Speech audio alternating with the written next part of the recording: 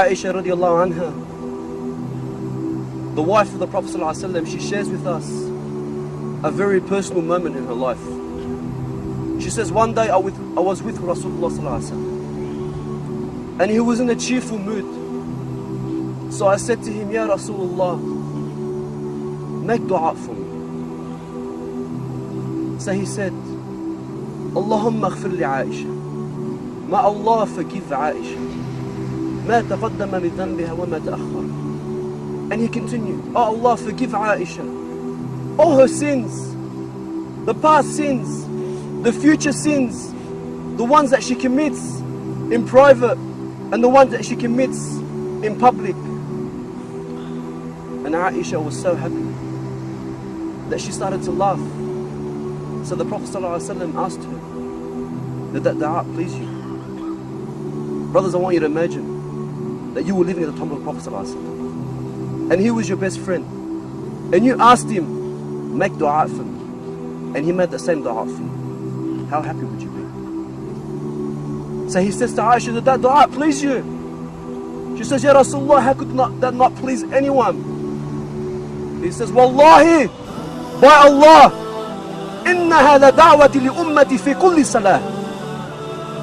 He says, by Allah, that is the same dua I make for my ummah in every single one of my prayers. The Prophet ﷺ made that same dua for me. How much does the Prophet ﷺ love us? He would cry in front of the Sahaba. He would cry and he would say, I miss my brothers, the ones that I love. And they would say, Ya Rasulullah, aren't we your brothers? He would say, no, you're my companions. But my brothers are the ones that will come after me. And they will believe in me. And they would never have seen me. This is you, brothers. The Prophet ﷺ is crying because he misses you. He would stay the night praying to Allah, crying out to Allah, my ummah, ummati, ummati. The Prophet ﷺ is crying for you. When was the last time you cried for the Prophet ﷺ? The Prophet would give khutbah and he would lean on a tree as he would give the khutbah until they built him the minbar. The following week, standing on this minbar, the companions would say, we heard the tree crying like it was a little baby. The tree was crying because it missed Rasulullah sallallahu alaihi wasallam. If this tree, brothers, this tree which is not a living thing, is not obligated to love Rasulullah, was crying because it missed Rasulullah. And other people who say Muhammad is Rasulullah, are we not more worthy to cry for missing him than this tree? Are we not worthy? The companions would sacrifice so much. When the Prophet ﷺ passed away, and Bilal, the one who would call the adhan, he could not do it anymore. He would sit in the Prophet's mosque and he would imagine looking at the house of Aisha where it was the grave of the Prophet ﷺ, and he would imagine the Prophet walking across the Rawdah and saying to Bilal, Arihna biha ya Bilal, comfort us with it ya Bilal, make the adhan for prayer. And so Bilal could not stand living in the city of Medina without Rasulullah ﷺ. Every street, every corner, every rock, everything would remind him this is where the Prophet ﷺ was.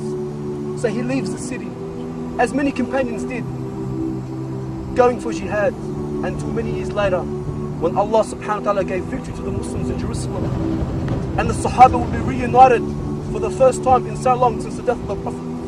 And they would see Bilal, who had not given adhan for 6 years, and they would say to him, Ya Bilal, adhin lana, make adhan for us just one last time. And he would say, no, fa'adhurin, please, I can't, it's too painful. They would say, please, they ask Umar, Ya Amir al-Mu'mineen, please speak to him. Until Umar spoke to him and he agreed. And so Bilal would get up to make this adhan, the first time since the death of the Prophet ﷺ. And he would call the adhan. The memories, the sweet times, the fragrance of the Rasulullah, his warmth, his compassion would come back to the Sahaba and they would all cry. Could you imagine Umar crying like a little child? And Bilal would struggle through the adhan and he would continue until he would get to the part in the adhan, Ashhadu anna Muhammad Rasulullah, until he would break down and cry and he could not continue anymore. Many years later, when Bilal was on his deathbed, dying, and his wife would say to him, "What sorrow? What sorrow?" He would say, "No. What happiness? What happiness? What joy? For tomorrow I will be with the one that I love. I will be with Muhammad sallallahu alaihi wasallam." How many of us cry for Rasulullah? How many of us love the Prophet sallallahu alaihi wasallam like the way he should be loved?